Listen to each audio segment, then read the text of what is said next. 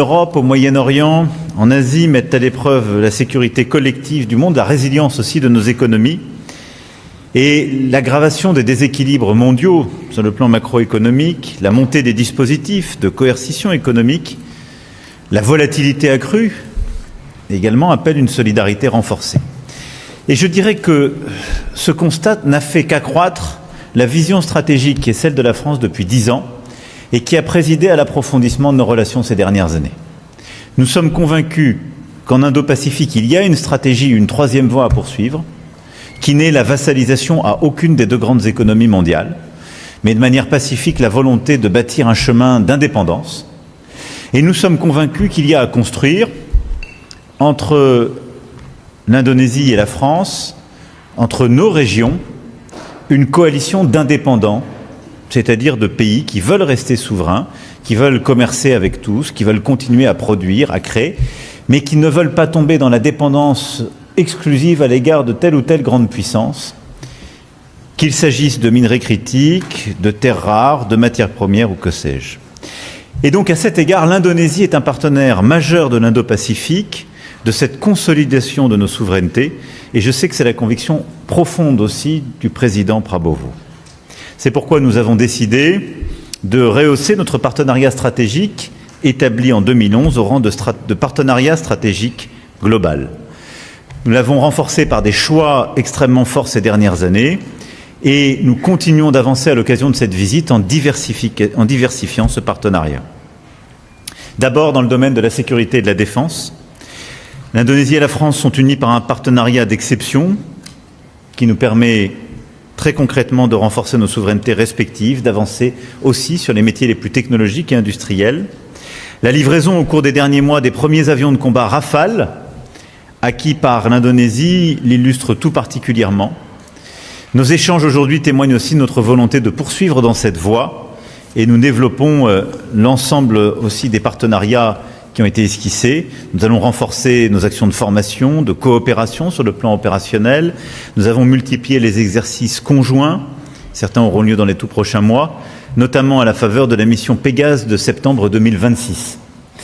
Mais dans tous les domaines du jeu, qu'il s'agisse des avions de combat, qu'il s'agisse de vos capacités pour la marine indonésienne, qu'il s'agisse aussi des capacités pour l'armée de terre, d'exercices conjoints de formation, nous avons donné au partenariat de défense et de sécurité un tour inédit et nous allons dans un instant échanger à nouveau et bâtir des perspectives nouvelles.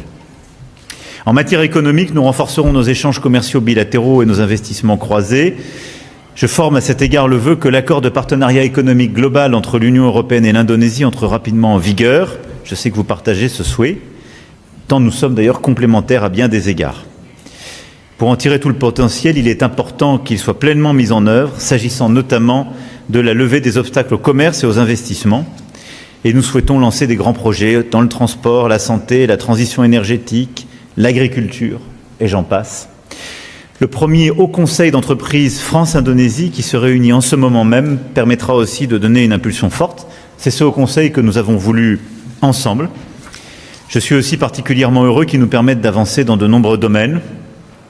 Là aussi, dans la transition énergétique, dans les domaines miniers, dans les domaines agricoles, nous avons beaucoup à faire pour avancer et diversifier ce partenariat. Je pense aussi au secteur d'innovation et nous souhaitons ensemble faire davantage dans les secteurs financiers, dans les secteurs de l'intelligence artificielle, du quantique ou du numérique. Parlant de l'ouverture de nos économies, je voulais aussi vous dire, Président, combien nous sommes heureux de l'ouverture du marché indonésien pour nos filières bovines laitières et de viande, qui accompagne aussi votre stratégie de souveraineté alimentaire, votre ambition pour améliorer l'alimentation de vos compatriotes et la grande politique sociale que vous avez lancée. Et puis je me réjouis aussi de la volonté des grands groupes indonésiens, de votre fonds souverain, d'Anantara, d'investir davantage en France. Ils seront présents à Choose France lundi prochain à Versailles et leur présence aujourd'hui avec nous est essentielle. Nous voulons aussi renforcer notre partenariat culturel pour les industries culturelles et créatives. Nous avons lancé en mai 2025 une stratégie culturelle conjointe lors de notre visite au temple de Borobudur. Et cette stratégie a connu des avancées importantes ces derniers mois, que nous parlions de musées, de livres, de cinéma ou de mode. Dans le cadre de l'année de l'innovation France-Indonésie 2026, nous sommes également convenus d'approfondir et de mieux structurer notre coopération scientifique, technologique et universitaire. Et nous adopterons parmi les déclarations aujourd'hui une déclaration conjointe dans justement ces domaines.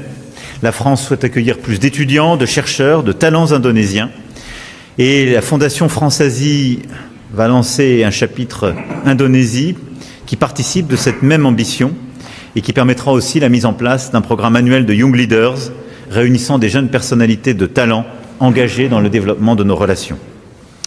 Enfin, évidemment, nous échangerons avec le président sur les grands dossiers internationaux, le conflit entre les États-Unis, Israël et l'Iran, qui a de lourdes conséquences sur nos économies, et nous avons là-dessus une vision commune: défendre la liberté de navigation, travailler à la déconfliction, ouvrir le détroit d'Ormuz de manière pacifique, refuser toute prétention à privatiser le détroit ou taxer le passage.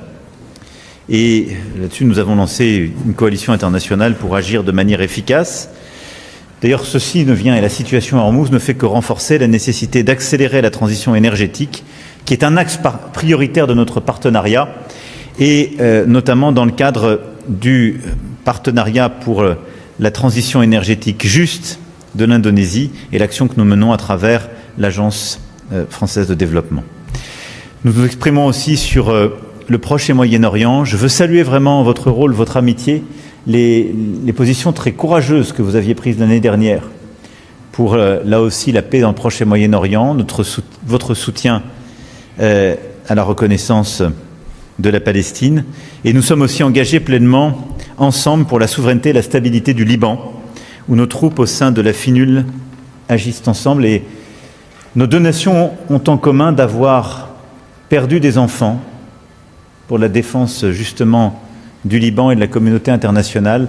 Et nous avons cette fraternité d'armes et de sang, d'avoir perdu ainsi nos soldats ces dernières semaines au sein de la FINUL. Je veux ici saluer votre engagement, Président, celui de vos forces armées, et notre volonté commune de continuer à œuvrer pour la paix et pour la souveraineté du Liban, au moment même où les frappes de manière indiscriminée continuent, où il y a plus de 3000 morts, en particulier au sud Liban, plus d'1 million de déplacés. La situation est intenable et inacceptable. Et rien ne justifie aujourd'hui les frappes qui sont conduites sur le sud du Liban. Nous appelons à nouveau à la fin de ces frappes, au retour de la paix, de la discussion et à la construction aussi d'une solution pérenne. Je voudrais dire que cette situation, évidemment, ne détourne pas notre attention de l'Ukraine, ni de la pression que nous devons exercer sur la Russie. La France et l'Europe, aux côtés de l'Ukraine, œuvrent pour une paix juste et durable. Je veux saluer, Président, vos efforts de médiation, votre travail sans relâche pour parler à toutes les parties prenantes. Et nous avons eu à chaque fois l'occasion d'échanger sur ce point. La déstabilisation du monde touche hélas aussi l'Asie du Sud-Est, en mer de Chine méridionale, à la frontière entre la Thaïlande et le Cambodge, en Birmanie. Et alors que l'ASEAN occupe une place centrale dans la stratégie de la France et de l'Union européenne dans l'Indo-Pacifique, nous travaillons avec le président Prabowo pour œuvrer ensemble face à ces crises. À tous les niveaux, et je m'arrêterai là, le partenariat entre l'Indonésie et la France est plus pertinent que jamais. Il vient conforter une vision d'indépendance que nous avons pour nos pays. Il vient conforter une vision de respect de l'ordre international et de la paix dans le monde. Et le partenariat qui nous lie est à mes yeux riche d'avenir. Parce que nous avons dans les secteurs de la défense, de l'énergie, de l'industrie, de l'innovation, énormément de choses à faire encore et énormément de solutions à bâtir pour votre région et pour le monde. Je vous remercie infiniment, Président, d'être à Paris. Vous savez que la France vous aime. Elle vous l'avait témoigné le 14 juillet, il y a bientôt 2 ans, et vous êtes toujours